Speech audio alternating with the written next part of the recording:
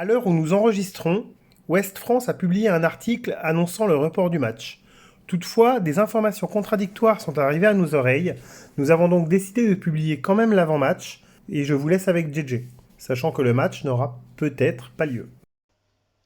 On se retrouve pour ce match du vendredi 7 janvier à Cholet, en Vendée en déplacement, à 18h30. Toujours ces horaires un petit peu compliqués de la FFF, vendredi à 18h30. Il faudra vraiment se dépêcher en sortant des cours ou du boulot.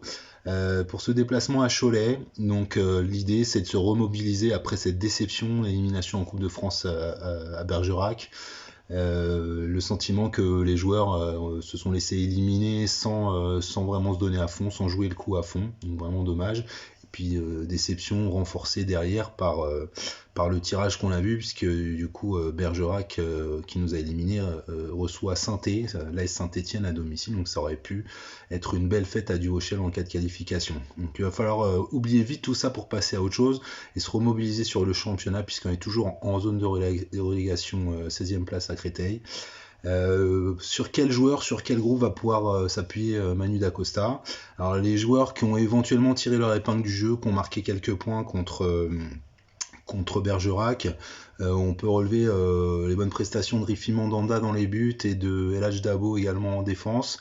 Alexis Arojo était un des seuls devant qui tirait un peu son épingle du jeu, qui était au-dessus du lot au niveau technique.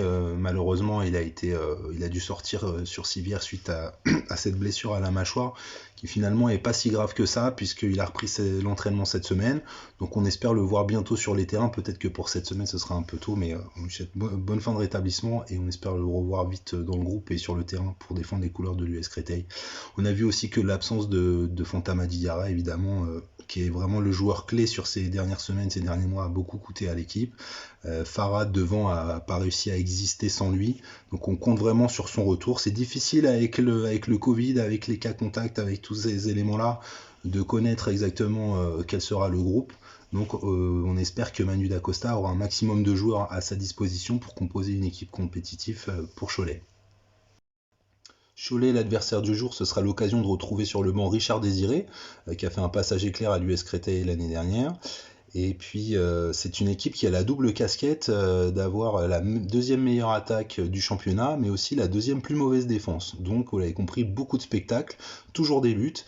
Le dernier clean sheet en championnat remonte au 24 septembre pour cette équipe, donc elle prend depuis à chaque match au moins un but, mais elle en marque également beaucoup. Donc ses armes offensives, on en connaît certaines. On a l'attaquant Jarjou qui a officié du côté de Pau, qui a déjà marqué contre Créteil en national et qui est le meilleur buteur de cette équipe cette saison.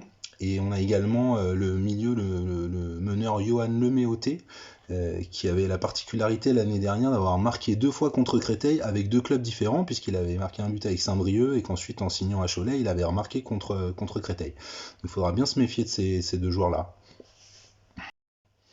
Du côté de l'arbitre, c'est monsieur Asdin Swifi qui sera au sifflet. Pas grand chose à signaler sur cet arbitre-là qui a beaucoup officié cette année. Une seule fois pour Créteil, une défaite, mais rien de particulier sifflé contre nous.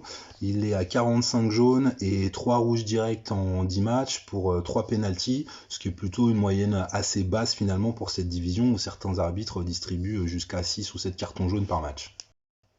En conclusion, les enjeux de ce match pour l'US Créteil et pour le coach Manu Dacosta surtout, l'épopée en Coupe de France et en tournée court, la Coupe n'est plus là pour justifier ou défendre le bilan, il faut absolument faire mieux en national, en championnat, sortir de cette zone de relégation au plus vite, et ça commence par prendre des points, ramener quelque chose de Cholet.